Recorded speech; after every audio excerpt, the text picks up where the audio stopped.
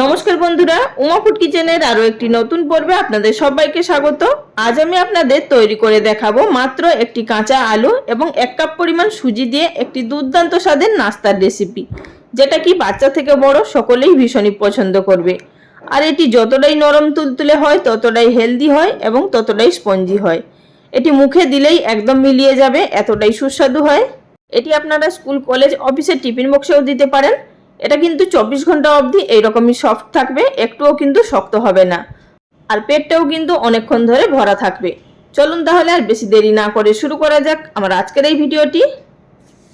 সবার প্রথমে আমাদের যেটি প্রয়োজন সেটি হচ্ছে কাঁচা আলু। এখানে আমি একটি মাঝারি সাইজের আলু নিয়েছি। খোসাটা ভালোভাবে পরিষ্কার করে ছাড়িয়ে জলের মধ্যে ভিজিয়ে রেখেছিলাম যাতে করে আলুটা কালো না হয়ে যায়, এবং ছোট ছোট টুকরো করে কেটে নিয়েছি। চাইলে আপনারা আলুটা বাদ দিয়েও করতে পারেন। এবার এই আলুটাকে গ্রাইন্ডিং জারের মধ্যে দিয়ে নেব এবং একটি পেস্ট তৈরি করে নেব প্রথমে, কারণ সুজির সঙ্গে যদি দেওয়া হয় তাহলে কিন্তু আলুটা পেস্ট হতে অসুবিধা হবে, মানে বড় বড় দানা থেকে যাবে। প্রথমে এইভাবে আলুটাকে একটু পেস্ট করে নিলাম। তারপর আমি এর মধ্যে দিয়ে দিচ্ছি মেজারিং কাপের 1 কাপ পরিমাণ সুজি।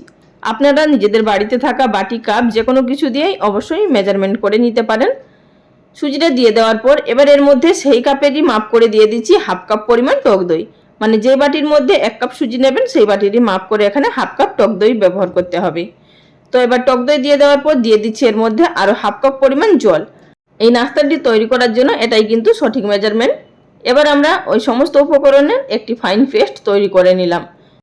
এখানে পেস্ট করার সময় যদি আলু ছোট দু একটা টুকরো থেকে যায় তাতে কোনো অসুবিধা হবে না, কারণ এটি রান্না করার সময় এমনি সেদ্ধ হয়ে যাবে, বা আপনারা চাইলে বেছে ফেলেও দিতে পারেন। সমস্ত পেস্ট দিয়ে নেওয়ার পর এবার আমি এর মধ্যে কিছু সবজি অ্যাড করব। সবজি বলতে আমি কিছু মশলা জাতীয় সবজি অ্যাড করছি। আপনারা চাইলে এখানে আপনাদের পছন্দ মতো যে কোনো সবজি অ্যাড করতে পারেন। আমি এখানে নিয়েছি যেমন একটি মাঝারি সাইজের পেঁয়াজ কুচি, কিছুটা পরিমাণ ধনেপাতা কুচি, স্বাদ মতো কাঁচা লঙ্কা কুচি, নিয়েছি একটি মাঝারি সাইজের টমেটো কুচি। আপনারা এখানে চাইলে ক্যাপসিকাম কুচিও ব্যবহার করতে পারেন, আবার গ্রেট করে গাজরও দিতে পারেন। তাতে করে এই নাস্তাটি আরও একটু হেলদি হবে। তো আমি এখানে সমস্ত উপকরণগুলো অ্যাড করে দিলাম। এবার এর মধ্যে দিয়ে দেব পরিমাণ মতো নুন। আপনারা অবশ্যই নুনটা নিজেদের স্বাদ বুঝে দেবেন। এবার এই সমস্ত উপকরণগুলোকে খুব ভালোভাবে মিশিয়ে নেব। আর বন্ধুরা, এর মধ্যে কিন্তু আর কোনো রকম জল অ্যাড করব না, তা না হলে কিন্তু ব্যাটারটা পাতলা হয়ে যাবে। এখানে আমি যে মেজারমেন্ট নিয়েছি সেটাই কিন্তু সঠিক, তার কিন্তু বেশিও লাগবে না জল আর কমও লাগবে না। সমস্ত উপকরণ মিশিয়ে নেওয়ার পর এবার এটিকে ঢাকা দিয়ে রেস্টে রেখে দিলাম 10 মিনিট। 10 মিনিট পর ফিরে এলাম, ঢাকাটা তুলে নিচ্ছি। এবার এর মধ্যে একটি তড়কা দিয়ে নেব। নিয়েছি 1 টিস্পুন পরিমাণ সাদা তেল, ভালোভাবে গরম করে দিলাম 1/2 টিস্পুন পরিমাণ গোটা জিরে, 1/2 টিস্পুন পরিমাণ কালো সর্ষে, আর দিলাম কয়েকটা কারি পাতা। দিয়ে ভালোভাবে নাড়াচাড়া করে মিশিয়ে নিলাম। আপনাদের হাতের কাছে যদি ফ্রেশ কারি পাতা থাকে অবশ্যই ব্যবহার করবেন, তাতে করে দুর্দান্ত ফ্লেভার বেরোবে। এবার এই তরকারি ব্যাটারের সঙ্গে দিয়ে খুব ভালোভাবে মিশিয়ে নিলাম। এতে করে এই নাস্তাগুলো খেতে আরও সুস্বাদু হবে। আপনারা না চাইলে এই তরকাটা নাও দিতে পারেন, তবে কিন্তু দিলে খেতে বেশি টেস্ট হয়। আর যারা তেল খেতে একদমই অপছন্দ করেন তারা চাইলে এটি বাদ দিয়ে দিতে পারেন। মিশিয়ে নেওয়ার পর এবার আমি সবশেষে অ্যাড করে দিচ্ছি একটি ইনো ফ্রুট সল্ট। ছোট প্যাকেটের একটি ইনো ব্যবহার করলাম। আপনারা চাইলে এখানে 1/2 টিস্পুন পরিমাণ বেকিং সোডাও ব্যবহার করতে পারেন। এবার এই ইনোটাকে দিয়ে খুব ভালোভাবে মিশিয়ে নেব। তো বন্ধুরা, এখানে দেখতেই পাচ্ছেন আমার খুব সুন্দরভাবে মিশিয়ে নেওয়া হয়ে গেছে। যেহেতু আমাদের এই নাস্তাটি হেলদিভাবে তৈরি করা হচ্ছে, তো এর মধ্যে আর কোনো রকম তেল এড করব না, বা তেল দিয়ে এই নাস্তাটা তৈরি হবে না। এটিকে আমরা স্টিম করেই তৈরি করব। তো অপর দিকে আমি একটি নিয়েছি কেক টিন। আপনাদের বাড়িতে থাকা যে কোনো অ্যালুমিনিয়ামের পাত্র বা এখানে স্টিলের পাত্রও ব্যবহার করতে পারেন। তবে আগে থাকতে একটু তেল ব্রাশ করে নেবেন, এতে করে সুবিধা হয় ডিমোল্ড করার সময়। পাত্রটির মধ্যে দিয়ে দিলাম সম্পূর্ণ ব্যাটার। দিয়ে দেওয়ার পর উপর থেকে সামান্য পরিমাণ লঙ্কার গুঁড়ো ছিটিয়ে দিচ্ছি। এতে করে নাস্তাটা চটপটাও হবে একটু খেতে, এবং দেখতেও কালারফুল হবে। আর আপনাদের বাচ্চারা যদি খায় এটি কিন্তু বাদ দিয়ে দেবেন। এবার চলে যাব এটি স্টিম করার পদ্ধতিতে। আগে থাকতে গ্যাস ওভেনের উপরে একটি কড়াইয়ের মধ্যে বেশ পরিমাণ মতো জল গরম করতে বসিয়েছি। তার মধ্যে একটি খাবার রাখার স্ট্যান্ড রেখে দিয়েছি, এবং মাঝখানে আমাদের সাবধানে দিয়ে দিতে হবে তৈরি করে রাখা নাস্তার বাটিটি।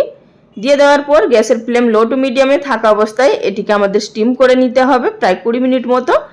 15 মিনিট পর একবার আপনারা চেক করে নেবেন, যদি না হয় আরও 5 মিনিট কিন্তু স্টিম করে নেবেন। আর ঢাকনার গায়ে যে ছিদ্রটি ছিল সেটিও বন্ধ করে দিলাম, যাতে নাস্তার গায়ে জলটা না পড়ে। ফিরে এলাম 15 থেকে 20 মিনিট পর। এবার আমরা ঢাকনাটা তুলে নেব এবং দেখে নেব আমাদের এই নাস্তাটি সম্পূর্ণভাবে তৈরি হয়েছে কিনা। দেখুন বন্ধুরা, এখানে একটি টুথপিক দিয়ে দেখে নিলাম। টুথপিকের গায়ে কিন্তু কিছুই লেগে নেই, তার মানে আমাদের এটি নাস্তাটি সম্পূর্ণভাবে তৈরি হয়ে গেছে। তো এইভাবেই আমাদেরকে বুঝে নিতে হবে এবং এটিকে ঠান্ডা হতে দিতে হবে। যতক্ষণ না ঠান্ডা হচ্ছে ততক্ষণ কিন্তু আমাদের ডিমোল্ড করা একদমই যাবে না। তো আমার এখানে নাস্তাটি ঠান্ডা হয়ে গেছে, এবার এটিকে আমরা ডিমোল্ড করে নেব। তার আগে এইভাবে একটি ছুরির সাহায্যে চারিদিকে একটু ছাড়িয়ে নেব, এতে করে এই নাস্তাটা খুব সহজেই বেরিয়ে আসবে। তো এবার উপর থেকে একটি থালা দিয়ে এভাবে উল্টে দিলেই অনায়াসে বেরিয়ে আসবে। তো দেখুন বন্ধুরা, খুবই সহজে আমাদের কিন্তু নাস্তাটা বেরিয়ে এসছে এবং বাটির গায়ে কিন্তু একটুও লেগে নেই, সেটাও আপনাদের দেখিয়ে দিচ্ছি।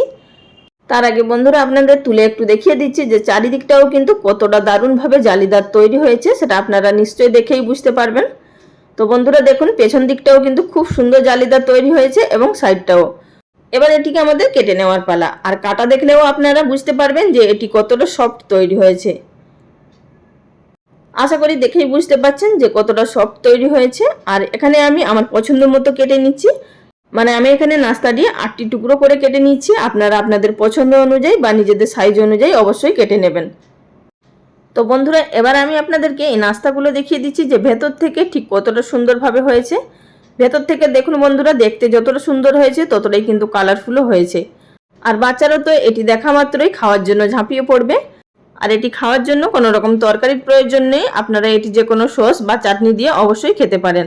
আপনারা যদি চাটনির রেসিপি দেখতে চান, নিচে ডেসক্রিপশন বক্সে আমি কিছু লিঙ্ক দিয়ে দেবো, মানে প্রচুর সাউথ ইন্ডিয়ান রেসিপির সঙ্গে চাটনির রেসিপি শেয়ার করেছি, আপনারা সেখান থেকে দেখে নিতে পারেন বা সসের সঙ্গেও সার্ভ করতে পারেন।